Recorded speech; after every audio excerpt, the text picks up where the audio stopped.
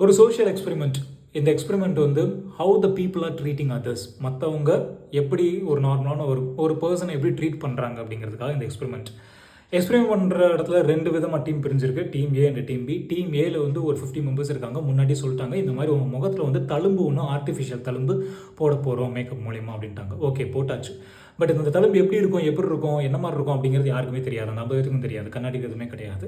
தழும்பு போட்டு முடிச்சு அதுக்கப்புறம் அந்த டீம் பியில் இருக்கிற ஒரு நார்மலான ஒரு 50 பீப்புள்கிட்ட இவங்களை கான்வர்சேஷன் வைக்க சொல்லியிருக்காங்க. ஒவ்வொருத்தவங்களும் தனித்தனியாக கான்வர்சேஷன் முடிச்சதுக்கப்புறம் இந்த டீம் ஏல இருக்கிற 50 பேர்த்துக்கிட்டையும் கேள்வி கேட்டிருக்காங்க. எப்படி ஃபீல் பண்ணீங்க அப்படின்ட்டு. நான் கொஞ்சம் டிஸ்டன்ஸ்டாக ஃபீல் பண்ணேன். அவங்க என்னை ஜட்ஜ் பண்ணாங்களோ அப்படின்ட்டு எனக்கு ஒரு ஃபீல் இருந்துச்சு. என்னை கருசனையோடு பார்த்தாங்களோ அப்படிங்கிற மாதிரிலாம் எனக்கு ஒரு ஃபீல் இருந்துச்சு அப்படின்னாங்க இவங்க எல்லாருமே. ஏன் அப்படி ஃபீல் பண்ணீங்க, என்ன காரணம் அப்படின்னு கேட்டதுக்கு, மேபி இந்த தழும்பு காரணமாக இருக்கலாம் அப்படின்னாங்க இவங்க. ஓகே, இதுலேருந்து என்ன கற்றுக்கிட்டீங்க அப்படின்னு கேட்டதுக்கு, நான் இந்த மாதிரி தான் நிறைய பேர்த்த ட்ரீட் பண்ணியிருந்திருப்பேன். கருப்பு வெள்ளை கலர் பார்த்து, ஃபிசிக்கலி சேலஞ்ச் இந்த மாதிரிலாம் பார்த்து அவங்கள கரு சொன்னேன். நான் ஈக்குவலாக ட்ரீட் பண்ணாமல் இந்த மாதிரி தான் நான் ட்ரீட் பண்ணியிருந்திருப்பேன். இனிமேல் நான் அப்படி ட்ரீட் பண்ணக்கூடாது, எல்லாத்தையும் நான் ஈக்குவலாக சரிசமமாக ட்ரீட் பண்ணணும் அப்படிங்கிறத நான் கற்றுக்கிட்டேன் அப்படின்ட்டுருக்காங்க. Okay, well and good, super. இப்போ ஒரு ட்விஸ்ட்டு. அந்த எக்ஸ்பெரிமெண்ட் பண்ணவங்க எல்லாரும் இந்த டீம் ஏல இருக்கிற ஒருத்த மட்டும் கண்ணாடியாக காட்டுறாங்க. என்ன சர்ப்ரைஸ் பண்ணால் தழும்பு போடவே இல்லை. அப்புறம் எப்படி இந்த மாதிரி அப்படின்னா, அவங்கள பற்றி தழும்பு போட்ட மாதிரி அவங்களே நினச்சிக்கிட்டாங்க.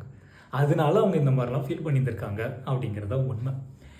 இந்த என்டையர் எக்ஸ்பெரிமெண்ட்டில் நீங்கள் கவனிச்சிங்க அப்படின்னா 2 லெசன் நம்ம கற்றுக்கலாம். ஒன்று, ஆப்வியஸாக அவங்க சொன்னது தான், எல்லாத்தையும் நம்ம ஈக்குவலாக ட்ரீட் பண்ணணும், யாரையும் ஜட்ஜ் பண்ணாமல் ட்ரீட் பண்ணணும், ஓப்பனாக ட்ரீட் பண்ணணும், ஈக்குவலாக சரிசமமாக ட்ரீட் பண்ணணும். Okay, super, well and good.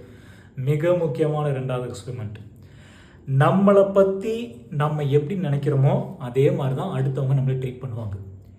If others want to treat you well, you need to think about yourself in a good way. உன்னை பற்றி நீ உயர்தரமாக நல்ல விதமாக நினச்சி வச்சுருந்த அப்படின்னா தான் அடுத்தவனும் உன்னை அது மாதிரி ட்ரீட் பண்ணுவான். உன்னை பற்றி நீயே தாழ்மையாக நல்ல விதமாக இல்லாமல் நினச்சி வச்சுருந்த ஃபீல் பண்ணிகிட்டு இருக்க அப்படின்னா ஆப்போசிட்டில் உள்ளவங்களும் உன்னை அப்படி தான் ட்ரீட் பண்ணுவாங்க.